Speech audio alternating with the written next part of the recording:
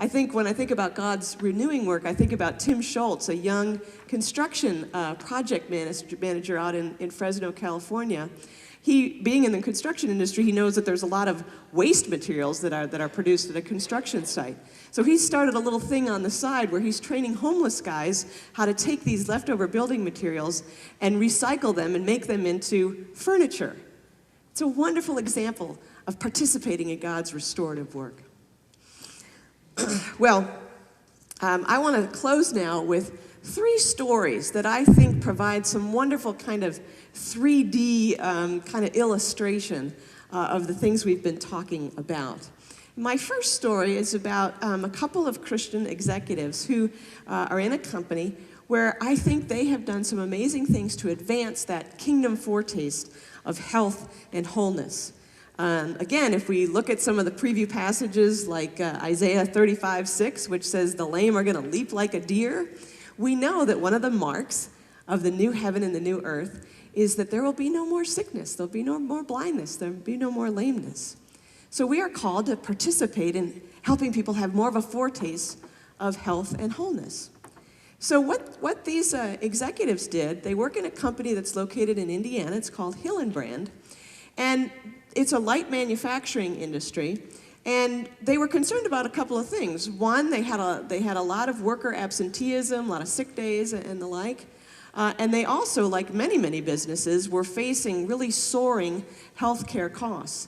The company provides health insurance for its associates, but as all of you business folks in the room know, the cost of providing health care for your employees just keeps growing all the time. So they wanted to figure out what they could do about this. And I can't tell you the whole story in great detail. The quick version is that some of the Christian executives began brainstorming about this, and the end product was that they were able to get the company to build an on-site health and wellness center right there at the manufacturing facility. And this is an additional benefit for the workers. And they can come to this clinic and it's completely free. They can get preventative care, they can get pharmacy, they can get PT, they can get an x-ray. Their kids can come and have their physical for school soccer and the like. And all of this is a free benefit, and it's brought about a much more health in their employees, because what they discovered at the beginning when they did a baseline study was that many of their workers, even though they had health insurance, they weren't necessarily going to the doctor when they needed to, and they weren't going to the doctor in kind of that once-a-year checkup preventative kind of thing. So what happened was people were ending up with serious illnesses that if they had been caught a lot earlier, it would have been a lot better for them and frankly a lot less expensive for the company. So they instituted this health and wellness center, and the thing that was so wonderful about it was they didn't anticipate that the center would be a great financial blessing to the company. They thought it might take 3 or 4 years to kind of become something that all the numbers would work right. But in fact, what happened was that between 2009 and 2010, or they began it in 2009, overall absentee hours by their employees was reduced by 43%. Workman's comp claims were reduced by 28%. The number of lost workdays from illness was reduced 75%. And the company saved $272,000 in its health care expenses, even though they were providing this free health clinic. I think it was a wonderful example of stewarding your vocational power and influence to advance the kingdom value of health and wholeness.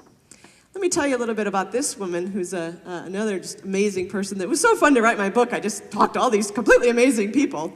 Gloria Nealand was a real high flyer in the finance industry. Basically, she was the CEO of one of the largest divisions of Deutsche Bank. And she was jet setting all over the world and doing all this really, she managed a $200 billion investment fund. And she actually got a lot of kudos from Wall Street because through her leadership, she moved that particular division from the red to the black, which was quite an achievement.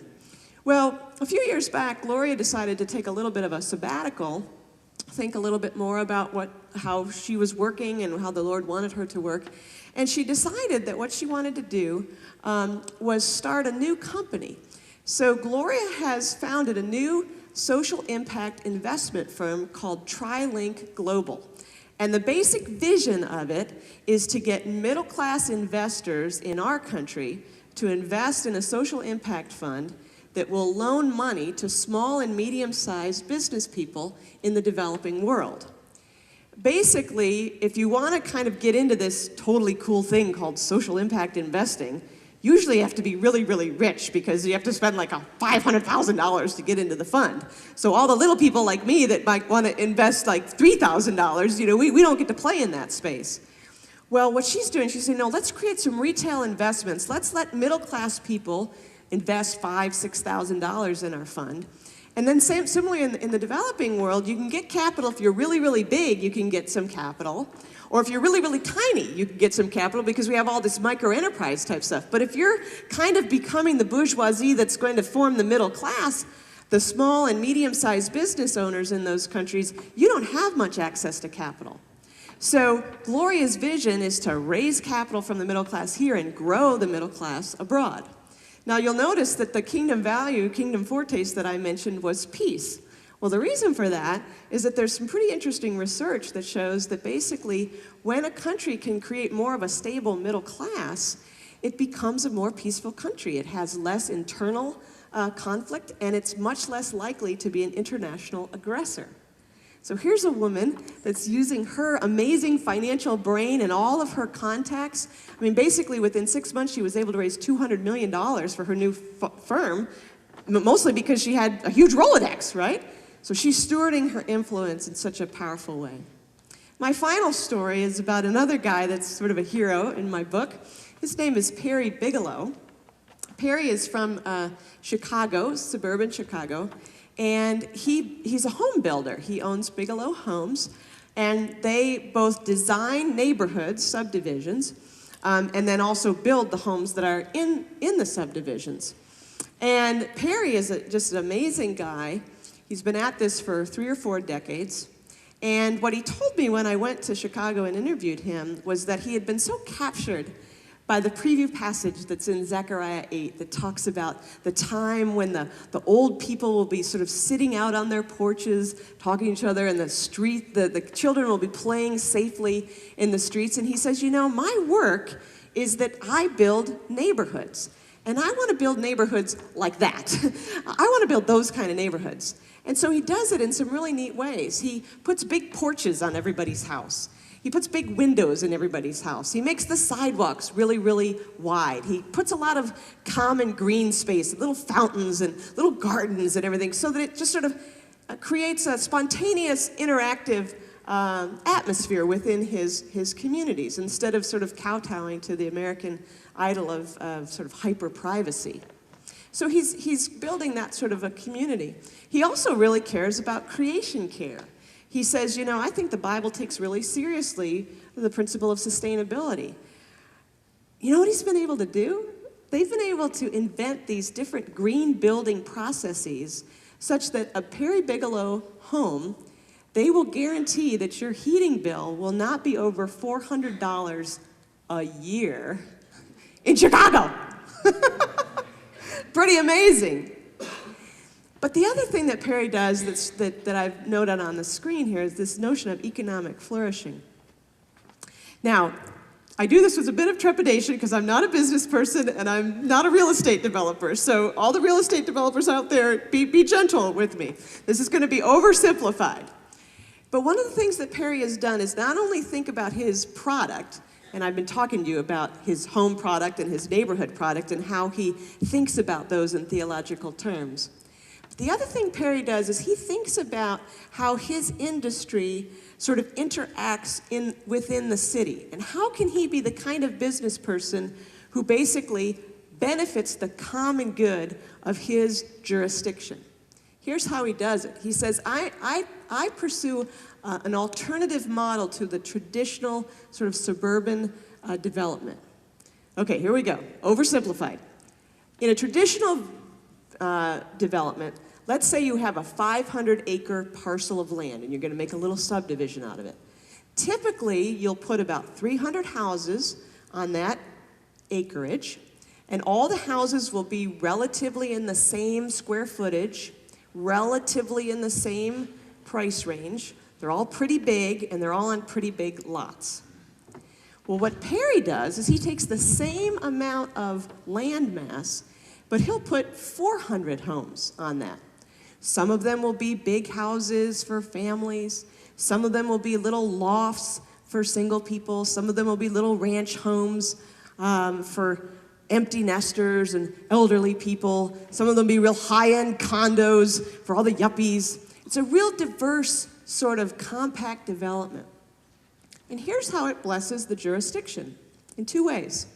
First of all, in the traditional model, you have 300, out of this amount of land, you have 300 property tax paying units contributing to the local economy.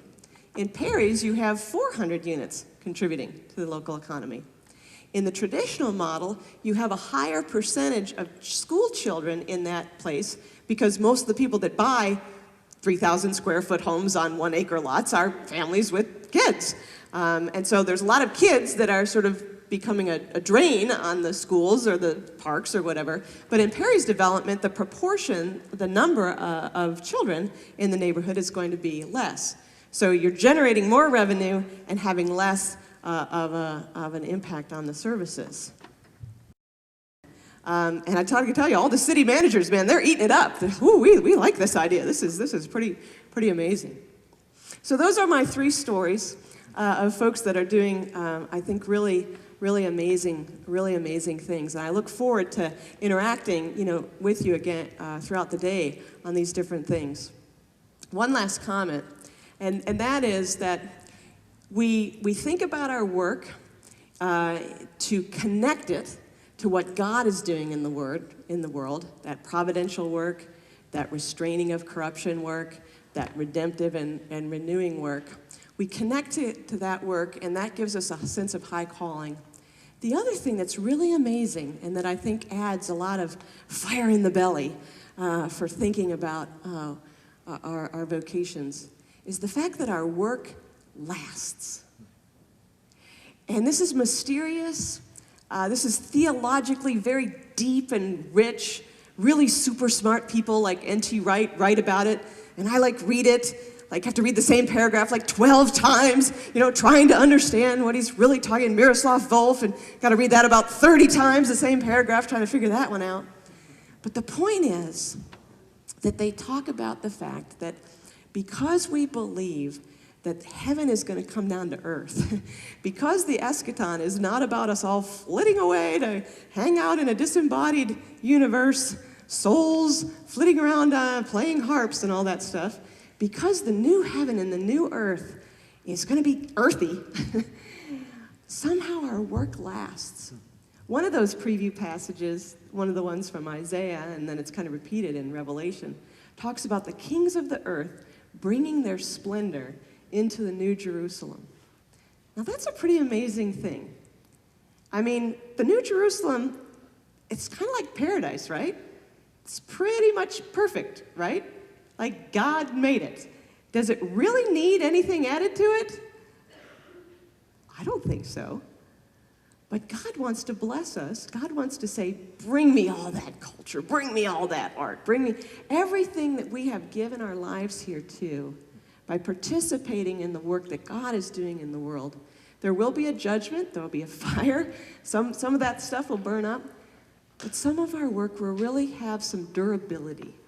And it's mysterious, the connection between what we do here and what we're going to be doing there. It's mysterious, we don't quite understand it. But our work lasts. Our work matters. Our work glorifies God, and our work, if done with this vision of vocational stewardship, can transform our cities to the point where people are dancing in the streets.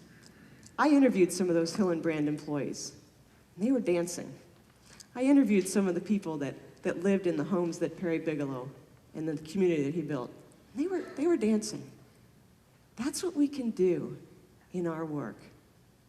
God bless you.